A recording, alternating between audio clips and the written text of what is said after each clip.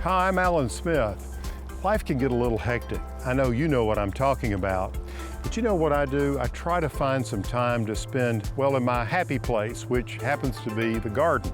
Spending a little time connecting with nature can make a big difference.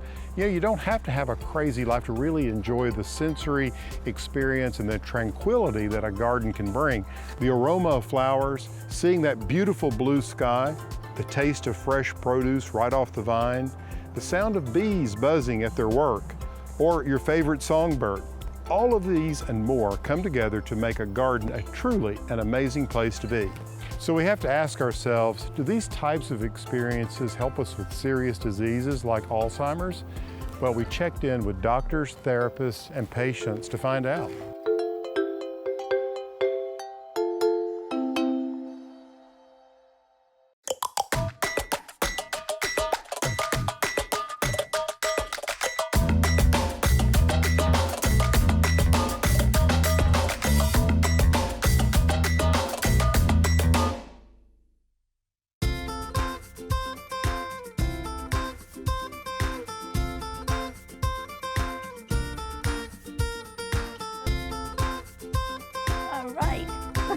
Whoa, look at that. They are gorgeous.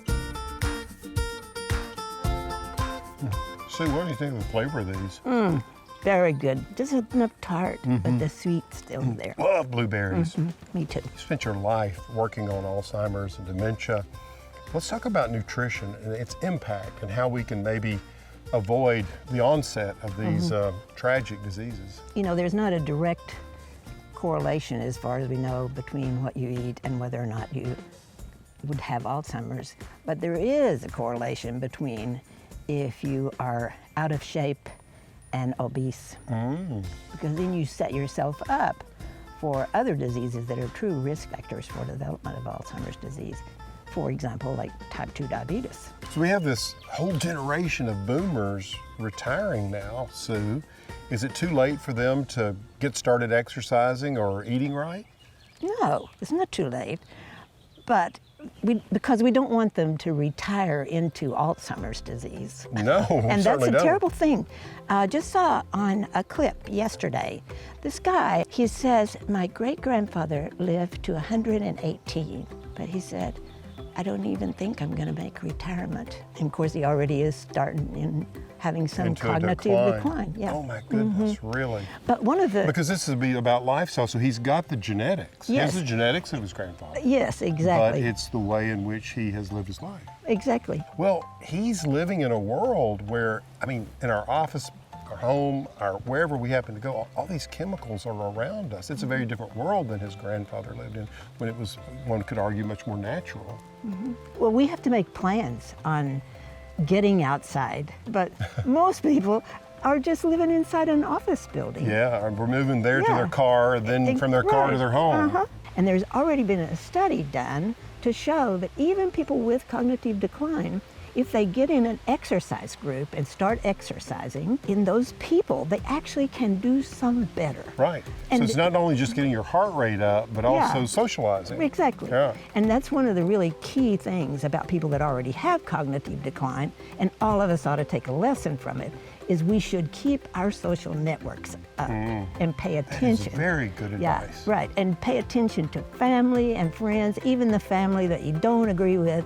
You know, hug them first, argue later. We'll put that on a t-shirt. Yeah, right, That's exactly. very good. So any tips on like the kinds of vegetables you grow? I grow these little forte carrots. Well, they're not so little, but aren't they beautiful? They are, they're gorgeous. And it's all about the colored vegetables. The darker, the better in the vegetables, and the darker, the better in the fruits. But that doesn't mean any of them are bad. They're all really right. good. Yeah, don't push any of them off the plate. No, do just not. Because their color isn't quite right. And also, like growing up, that was what my mom always said, just make the plate colorful, it's fine. And Sue, what about aroma? I keep smelling this marvelous rosemary we have in here.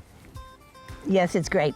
And of course, we know, just intrinsically, we know about aromas. They make us feel good. And of course, it could be that that's just the happiness thing. But the happiness thing is really important, especially in a person who has cognitive decline. They know they know they're not okay. And any little chance for happiness, of course, we want to give them. Gives them a little bump up. But also, then they get more alert.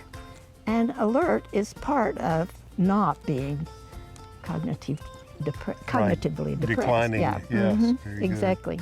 Sue, thank you for spending time out here in this organic vegetable garden with me, talking is about so ways great. to improve our lives. It's always a joy to have you here. Thank you so much. This was so much fun, and I loved it, and loved getting to taste all the goodies as You're we came taking through some the home garden. with you, don't worry.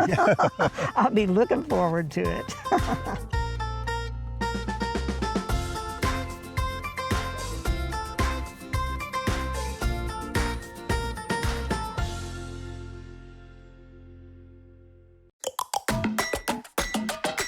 Coming up, moisturizing soaps and lotions that titillate the senses. And later, unique bouquets with an edible twist.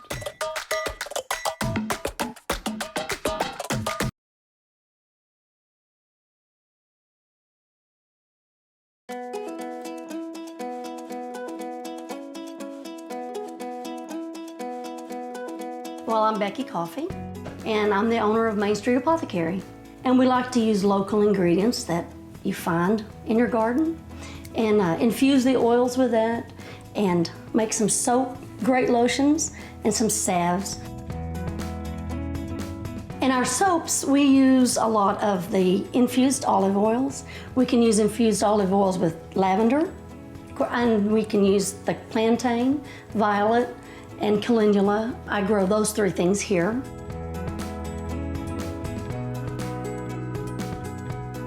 So you harvest your plants and you dehydrate them. You put them in your olive oil and let it sit for 4 to 6 weeks. And then you've got a great product to make soaps with.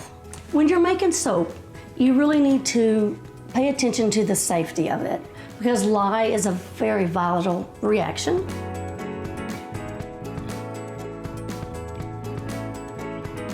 So we have the lye already mixed up and they're about the same temperature. So we're gonna pour in this wonderful olive oil. Blend that real good. We need our stick blender. We do live in the middle of the woods and you're always getting little scratches and scrapes. And you use these soaps and the lotion and the healing salve and it really does cure it so much quicker. We have our essential oils over here and some kaolin clay and some French green clay. We're just gonna add that in there. And these are crystals, menthol.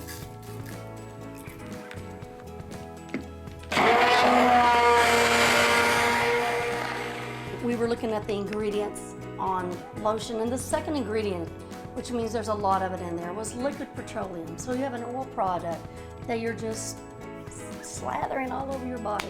And so I think there's a better way. You just pour it into this mold, cover it, and we will let it sit there for about 24 hours. Okay, this soap has been sitting about 24 hours, so we are going to unmold it. After we unmold it, that's when I just start cutting it, and I just have to do it this old-fashioned way with a ruler.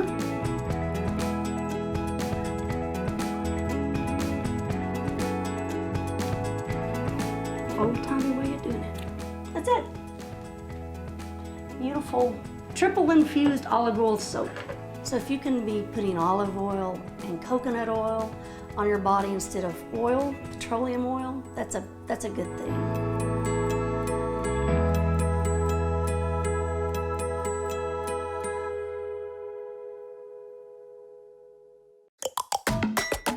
After the break, spruce up a traditional floral bouquet with your favorite aromatic herbs. You don't want to miss it.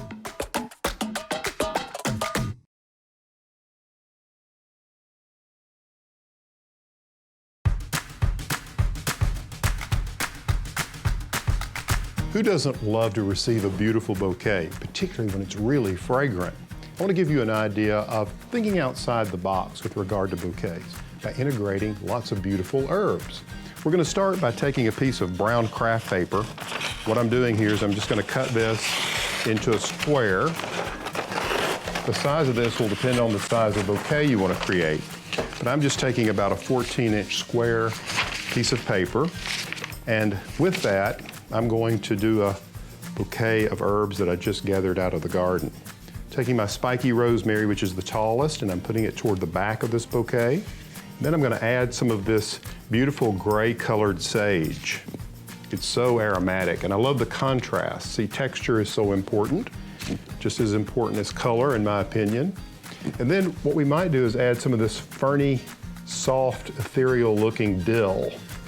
So as I create the bouquet, I just hold it tightly. What I'm going to do now is I'm going to cut this off. They're all the same length. And then I'm going to take just a little bit of this floral tape, and I'm going to tie the bundle together. And then to make the bouquet presentable, what I'm going to do is take a sandwich bag and a little bit of paper towel that I'm going to moisten, some water. I'm going to wrap the bottom stems of this, drop it in the sandwich bag like this.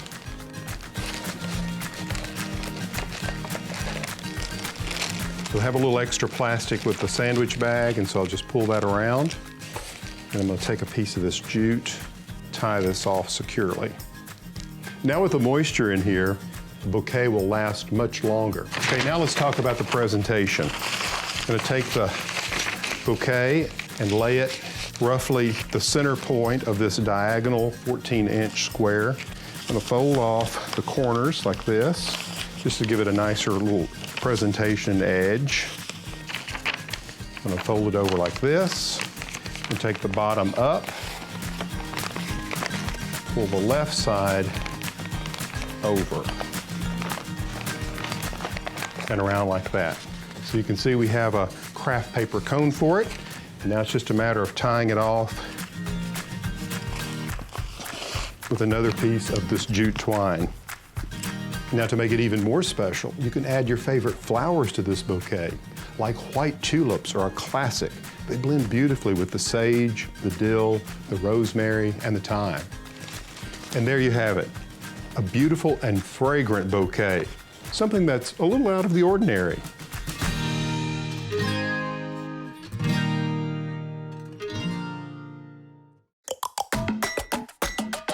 Up next, you don't have to mind your own beeswax when it comes to making candles. We have the how-to right after the break.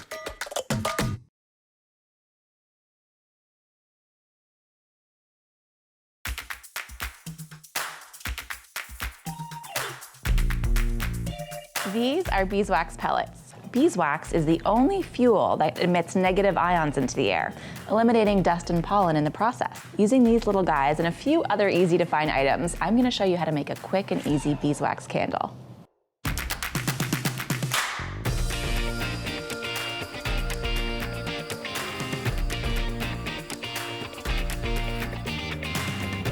Put some glue into the bottom of the mason jar. Then we're going to take an anchor and press it in. And just hold it for a few seconds so that it really stays. Okay, now we're gonna take our beeswax pellets and we're gonna put it in carefully. Now you want the beeswax to go at least an inch above where you want the wax to ultimately settle, because as it heats up, it's going to fill in all of those air pockets. Now the great thing about this is you can use any size mason jar. So you can do little ones, you can do large ones, you can get creative and have all different sizes. And they make a great gift. All right, pack that in nicely. Now we're gonna trim our wick. So just take a scissor and give it a good 1.5 inches from the top. You can always trim it more later. Now we're gonna stick this in the oven at a low temperature, about 200 degrees, and we're gonna let all of that wax melt. Once they're cooled, the candles are ready to use.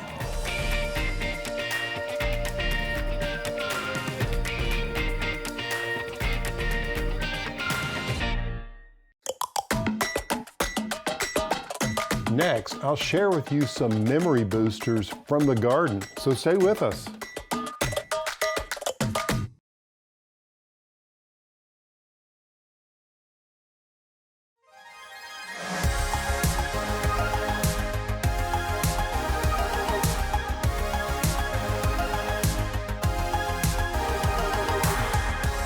I don't know about you, but I love aromatic herbs. And one of my favorites, well, it's rosemary.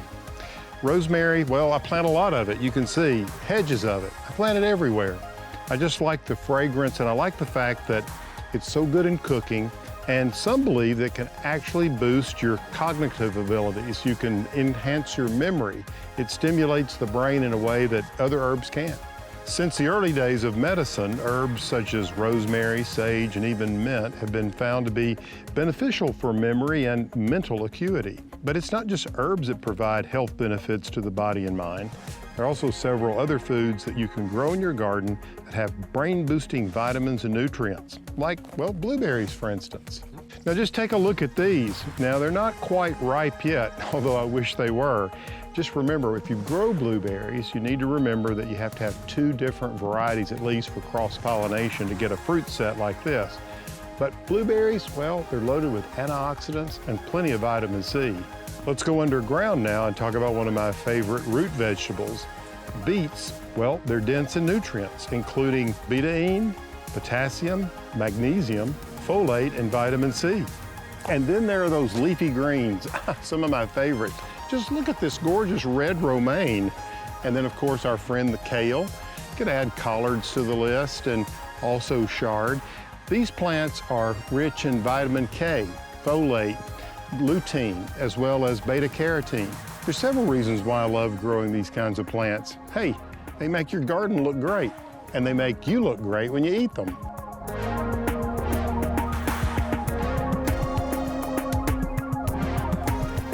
And then, of course, there's broccoli. Everybody knows that broccoli is good for you.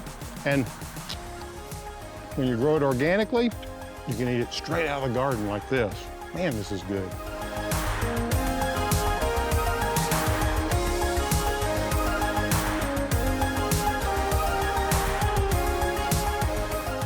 And if you know anything about Chinese medicine, you probably recognize this tree. It's Ginkgo biloba. And it's been used for millennia by the Chinese as a memory booster. I just love this tree because in the fall, it turns lemon yellow. Exquisite. Now, if you consider ginkgo as an herbal supplement, you need to know that it's been studied extensively with mixed results. While it's been proven to increase blood circulation and is high in antioxidants, the jury remains split on whether it substantially enhances mental performance and memory.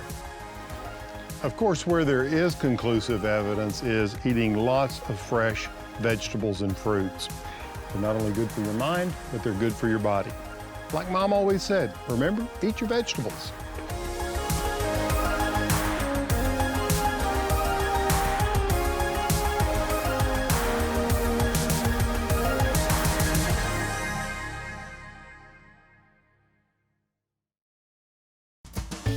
Want to learn more? Visit PAllenSmith.com for delicious recipes, garden tips, blog posts, and our online store.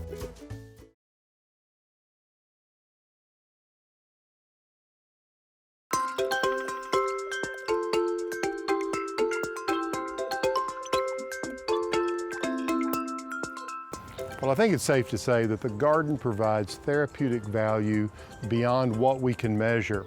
I know for me, even on the worst day in the garden, I feel great. There's just something about being out here and connecting to nature that can make such a difference. I hope today's show's been helpful and enlightening and encouraging to you. Until next time, I'm Allen Smith.